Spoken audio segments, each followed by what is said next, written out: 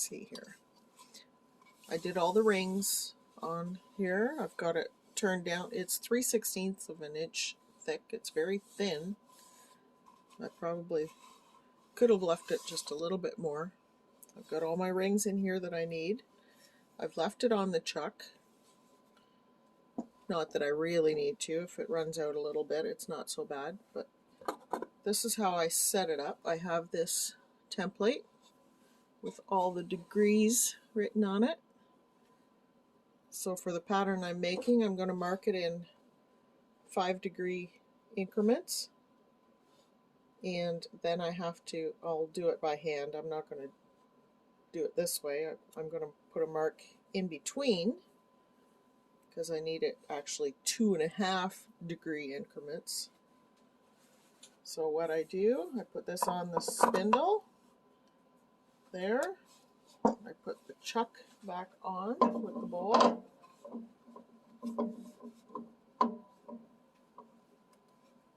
And no, I can't turn it from the back. I don't have a wheel back here. My new one does though. I'm just going to do this. Just going to snug it up a little bit. Then I have this piece. This is actually zeroed when I put it on the bedways. Oh, I should have shown you that before. Yeah. Let's do this.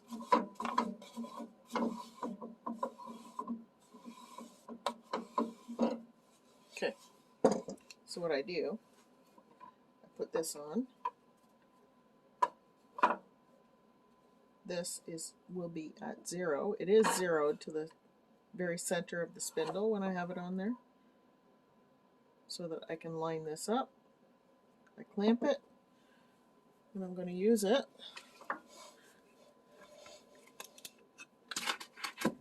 Here's the clamp. I'll bring that up close so you can see. And when I line it up like that, I can clamp it there. This will be clamped. This will be clamped to the bedway. And then I put the pencil on. I'll show you that in a second. I'll get this clamped down and I'll be right back. Okay, so I've got it all set up. I've got the wheel on, the template. I've got this clamped down to the bedways. I've got my bowl back on. And this, I've got a table under here. I've got a board that is clamped to the bedways.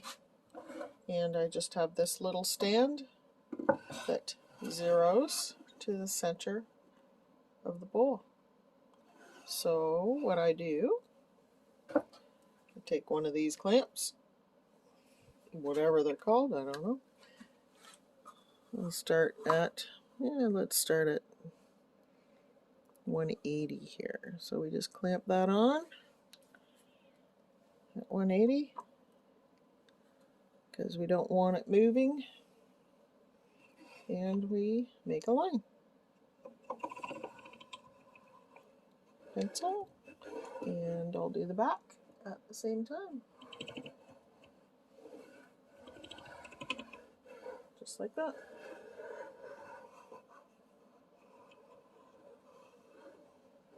And I'm going to have to move this because I can't quite get close enough at the back to get all of them. But that's okay, I can reach it. Okay. Now we move it 5 degrees. Which way do we want to go? That way? Okay. Move it 5 degrees. Line up the top. And put the next line in.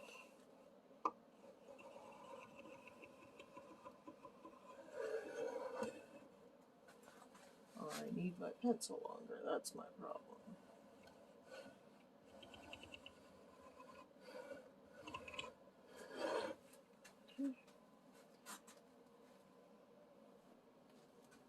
So I just made my pencil longer so it reaches the center at the back better.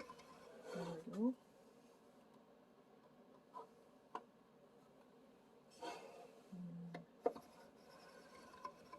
There we go.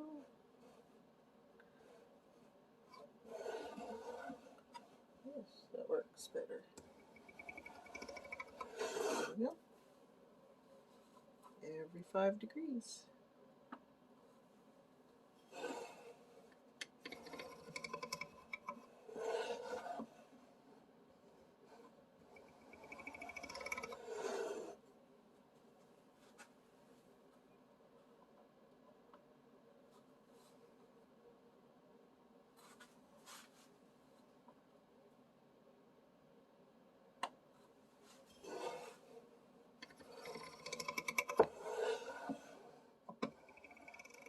Almost done.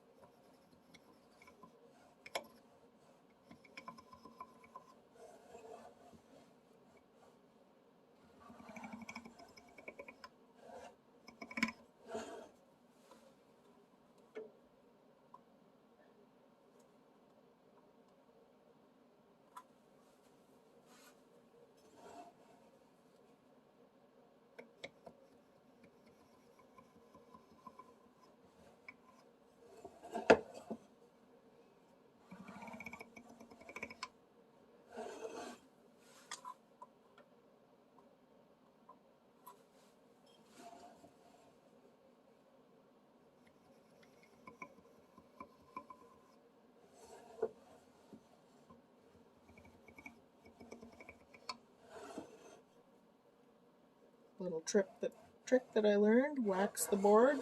It slides easier. And all that marking, front and back, took me about 25 minutes to do. Just to give you a reference. Now, I'm not the fastest. Probably could have gone faster, but that's the time it took me. Okay. Now I can just take it right off the top. All the way. And I'm going to take it upstairs, pour myself a cup of tea, and I'm going to burn these in by hand. And I'll show you how I do that when I get there. So this is the tip that I use for burning. It's really, really thin. And I use the razor tip SS D10. It's made in Canada, and I use it this way to mark my lines. So I just like that.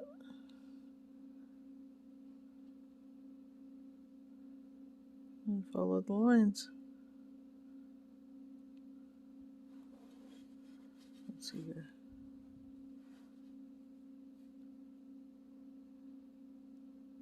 Get comfy. If they're a little crooked, that's okay, because it's supposed to look like a woven basket anyway, and they're very rarely perfect. But that's how I do it, just like that. Now, I sat here last night for a few hours and I did some marking. I got all the inside done. Back up there. I got all the inside done. And just a little over half of this one. I'm done from here to here. So there's still all of this need to be done.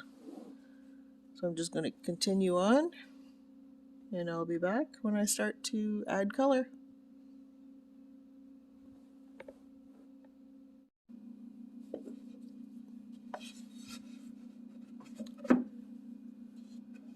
Okay, so I figured I'd better bring you back before I finish marking this. I've already done the inside. There's the pattern. And There's the outside. I still have to put the red and black on the bottom here. The markers I am using are alcohol base, and they are these. I got them on Amazon. 24 colors. They're very vibrant. They're Ohuhu markers. There's the different colors. They come with one blender color, so that's extra. There's 24 colors plus this one. You can blend the colors. I haven't tried doing that yet. But anyway, I only chose 3 colors. They're based on, the colored markers are based out of Hawaii for vibrant, nice vibrant colors, and the 3 I've used are very bright, as you can see. So now I'm just going to mark the black one opposite the black on the inside. It starts up here. Get back in the camera. So I'm just going to do this one on the outside. So it's based up here. Yeah, right here. So I've already been doing this for a while, so I know where they go, but it doesn't mean I don't make mistakes. So there are 5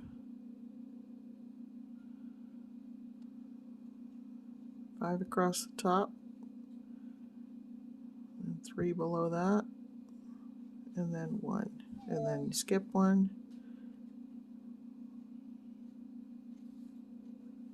and 3, and then 1, and then down below, 1 down, 1, 2, 3, 4, 5, 1, 2, 3, and then 1. Now these markers have a very fine point on them. They also are double-ended, so there's a finer point on this end. So I fill in as much as I can with the wider end.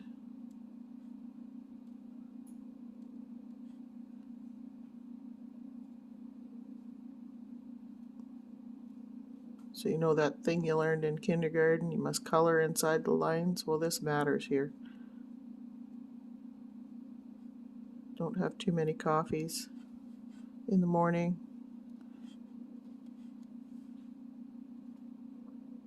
Don't have distractions, or you'll end up painting in the wrong square.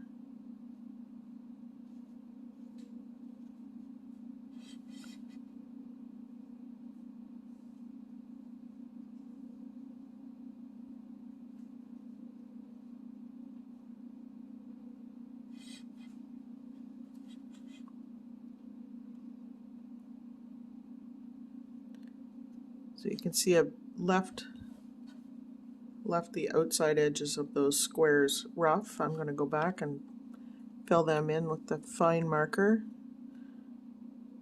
the fine end. I'm going to do this first.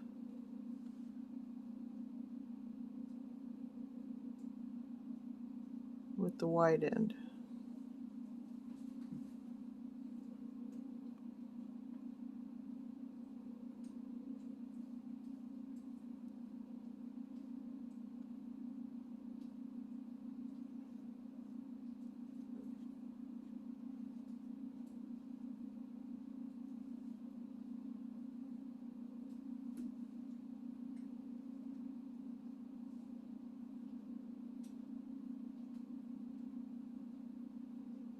Now the colors don't run into the next square because the edges are burnt, and that puts like a little stopper line on them.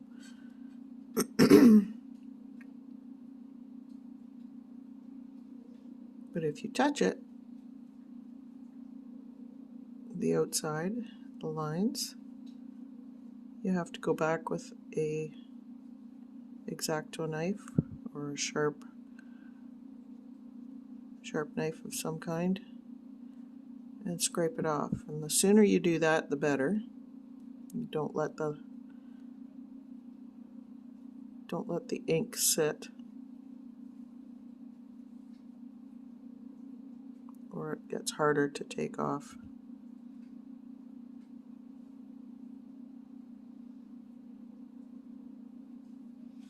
Okay. The only thing with these markers, I wish you could snap them on the other end, the lids, but you can't. They don't work. That doesn't work. And that doesn't work either. Okay. So there's the finer tip.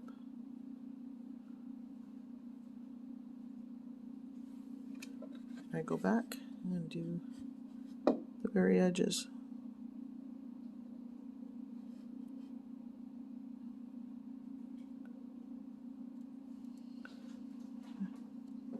And I have kept track of how many hours I've put into this bowl, so I will have the total of that at the end of this video.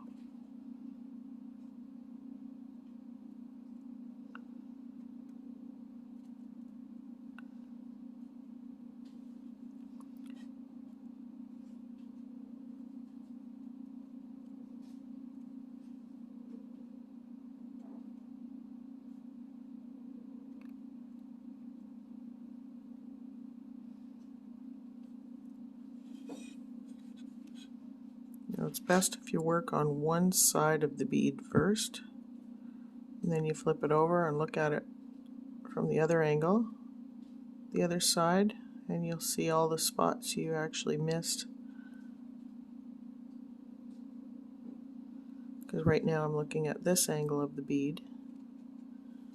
So now I'm going to flip it over and look at this side, and you can see all the spots that I missed.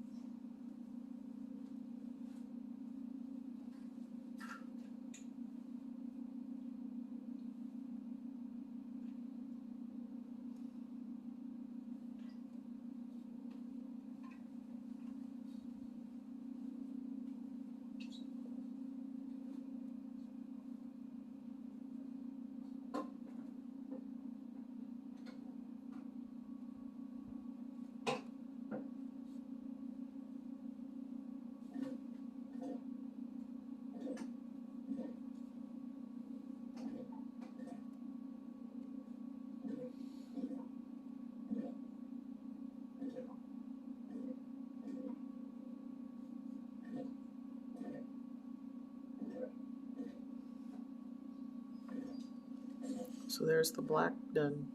So now I have to put another black on the other side here. Oops, sorry, shaking the camera.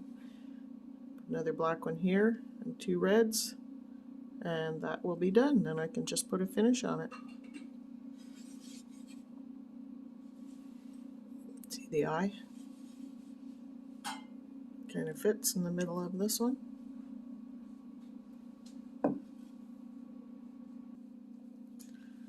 So I just flipped this over and I'm looking at the black here. Now if you look really close, right there, I don't know if you can see it or not. Bring it up nice and close. See that right there? That's black where I touched the edge of the next bead. So I'm going to take that off.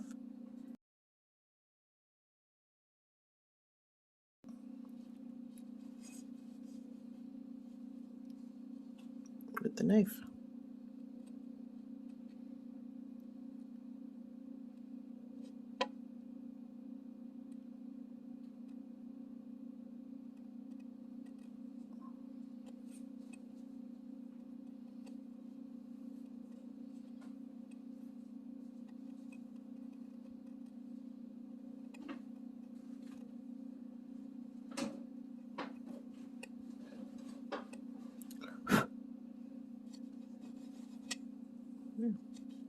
And it's gone.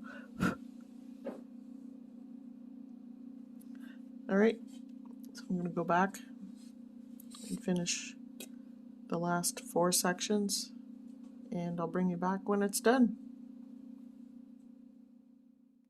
So after 22 hours of turning, burning, and painting, this is the final piece. Let me know in the comments what you think. Thanks for watching.